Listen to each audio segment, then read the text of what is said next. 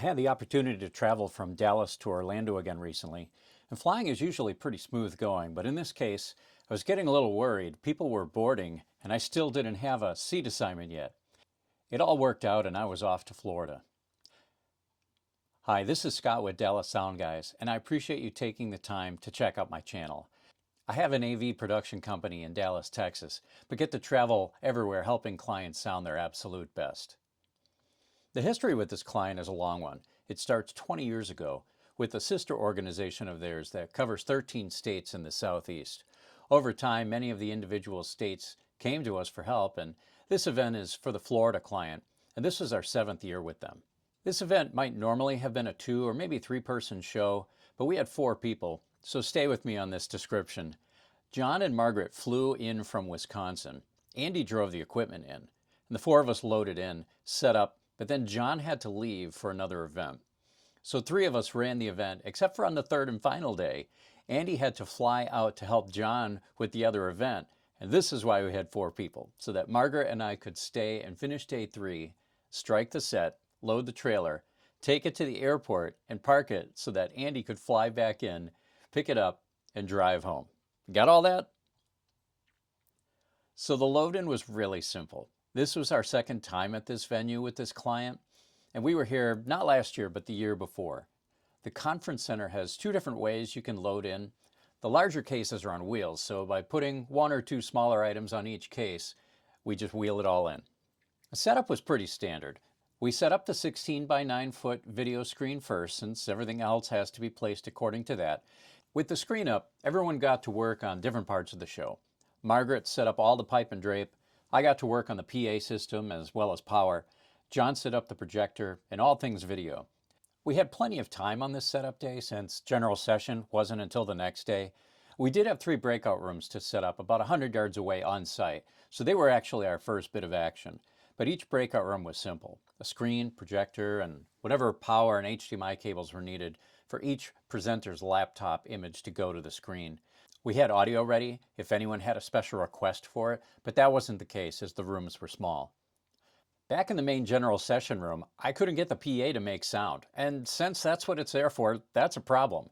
We were using an X32 compact digital mixer with a Midas DL16 stage box, 150 feet of shielded Cat5 cable. These aren't my pieces of hardware, but I've used these exact bits of gear countless times. It just wouldn't pass audio. So we had to go old school and run lengths of XLR to and from everything. Naturally, this took a little extra time, but it all worked out in the end. You do what you have to do when you hit a bump in the road. And nobody knew this. We just made it work. So let's talk about speaker placement. Day 1, general session, had the entire ballroom open with about 1/4 of the room for presentation space, 1/4 of the room for lunch and dinner space, and the other half of the room was for expo space. Days 2 and 3 would have the expo gone and the air wall up. The stage was going to be really tight to the air wall, so the PA had to cover a large area on day 1 and half the space on day 2 and 3. I didn't have much choice with speaker placement, with the wall, stage, and video screen being what they were. So you use good speakers, you place them as best you can, and then you aim them as smart as you can. I typically try to get the speakers as high as I can. I find that a lot of keynote speakers and presenters don't like to stay on stage but would rather walk the room. There's something about hearing the sound of your own voice amplified that must be pleasing, as I can't tell you how often a presenter stops immediately in front of the PA system and spends much of their time right in front of the speakers, while wearing either a headset mic or a lavalier mic. This is the worst place to have a microphone, being mere feet in front of the loudspeaker. That's a recipe for feedback. So you do everything you can to eliminate it before it begins. I'll kindly mention to the talent to not spend too much time directly in front of the PA system, but what really makes this work is during setup to ring out the sound system. All right, time to get into the weeds with this. Let's talk how I accomplish this with subgroups. Normally, you would send a microphone to the main output on a mixer, and we'll call that output the left-right. If you need to shape the sound of that microphone at all, you do it on its channel. Now that you've got this microphone sounding great, you give it to the next person speaking, and it might not sound as great. So you fix that, but you can get further away from where you began and get into a bit of a mess with feedback. My solution is to take that microphone, let's say it's a lavalier mic, I send it to a subgroup that's just for lav mics only, no handhelds, no headset mics. They get their own subgroup. When I'm setting up, well before we begin, I stand on stage and walk around the room wearing the lav. I even stand right in front of the speakers. I turn up the volume and get it to feedback. Then I fix it in the subgroup. So here's the play. My wireless lavalier mic doesn't go to the left, right, main, out. It goes to a subgroup just for all lavs. Then that subgroup goes to the left, right, main output. This way I can keep each individual channel simple and clean so I can tailor the sound for that specific person talking. No feedback and everyone sounds their absolute best. There are other benefits to this, but that's a discussion for other videos, I think. So how did it all play out?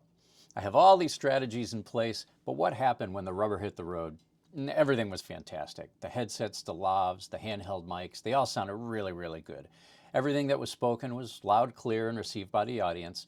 The client gave us a huge hug and said they were looking forward to us helping them next year.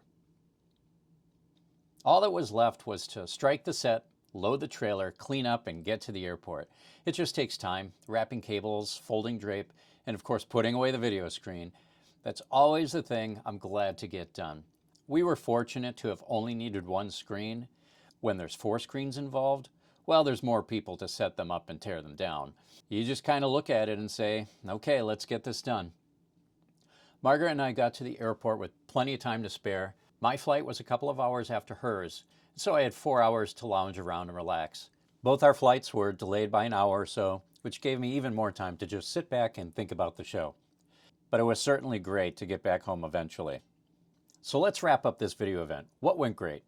Pretty much everything. The client is the absolute best. I just love working with them. The breakout rooms were flawless. The main general session room looked and sounded great and continue to, even after the room change. What could have gone better? The audio snafu during setup took extra time and that was a little frustrating. I had the time to work on it, but still never figured it out. Multiple times I checked the settings on the stage box, the routing on the board. I tried the A port, the B port, and so on. At some point, you just have to punt, move on, and get it to work. Also, we had all PCs for PowerPoint presentations at our front of house table, but a couple of presenters had to navigate web pages as part of their presentation. So instead of the switcher sending to the downstage confidence monitor, I reversed the direction so that we sent PC to HDMI to a decimator to SDI to the switcher on an input. I'm not as familiar as I'd like to be with decimator video scalers, so I had to make a call to John, who knows them pretty thoroughly. In about 30 seconds, I had it doing what it needed to do. We were using a Blackmagic Design Television Studio HD switcher with no scaling built in. I own the Constellation 2ME, which would have eliminated the need for the decimator. That's just a lot of mumbo jumbo for I needed some help getting the PC on stage to work. Then it did, and we were good to go. That switchover happened during their lunch, so I had plenty of time to get us where we needed to be. What did I learn? I learned that there are still some things I need to learn, especially with some video settings. But you give yourself grace and you step into it.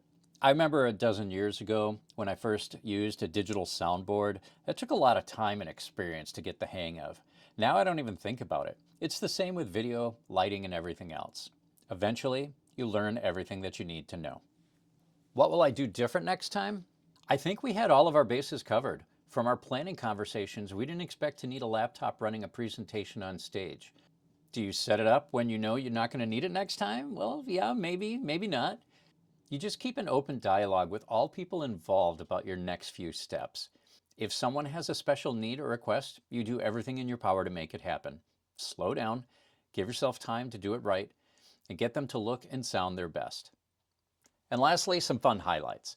I've been to Florida 2 or 3 times each of the last few years, and with any downtime, we've been having some fun going to some favorite places. Icon Park has the giant Ferris wheel and the slingshot.